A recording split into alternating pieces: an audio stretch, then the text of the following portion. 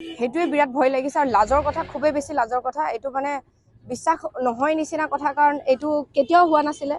অতিথি দেৱ ভৱ, সকলোৱে মানেও কৰেও, কিন্তু এতিয়া অতিথিকে যদি মাৰিয়ে পেলাইছে, এইটো বিৰাট সন্ত্ৰাসবাদী কিয় এতিয়ালৈকে জীয়াই আছে, মানে সেইটোৱে কথা। যদি সন্ত্ৰাসবাদীয়ে কৰিছে, চবেই জানে, এইটো পুৰা টোটেলি নাইকিয়া কৰি দিলেহে সকলোৱে ছেফ থাকিম, কাৰণ এতিয়া আৰু বিশ্বাস নাই ক'ত কেতিয়া কি হৈ যায়। সেইটো কাৰণে টুৰিষ্টক এতিয়া কৰিব নালাগিছিলে। এইটো বহুত ডাঙৰ ক্ৰাইম হৈছে আৰু এইটো ক্ৰাইম শেষ কৰি দিব লাগে। পানিছেবল নহয়, এইটো জাষ্ট কিল এণ্ড ফিনিছ।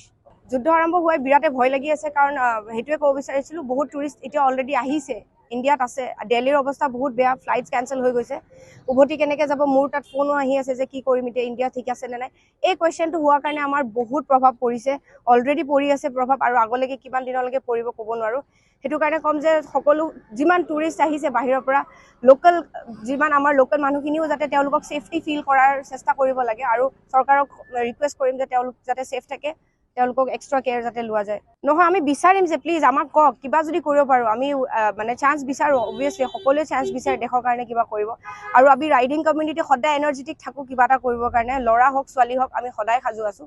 আমাক ক'ব পাৰে, আমি কিবা কৰিবলৈ সদায় ৰেডি আছোঁ। হয়, মোৰ ইটালী যাব লাগে 1 তাৰিখে, মই আকৌ ইণ্ডিয়া ৰিপ্ৰেজেণ্ট কৰি যাবলৈ লৈছোঁ, কিন্তু ইটালীৰ কাৰণে আকৌ দিল্লীৰ পৰা ফ্লাইট কৰিব লাগে। সেইটো এটা বিৰাট ডাঙৰ টেনশ্যন, এটা অপৰচুনিটি আছিল আকৌ অসমীয়া গামোচা আৰু ইণ্ডিয়া ফ্লেগখন লৈ কেনে মই তাত যোৱাৰ। কিন্তু মই যামেই বুলি ভাবিছোঁ, বাট নাজানো এতিয়া কি পৰিস্থিতি, ভয় এটা লাগি আছে।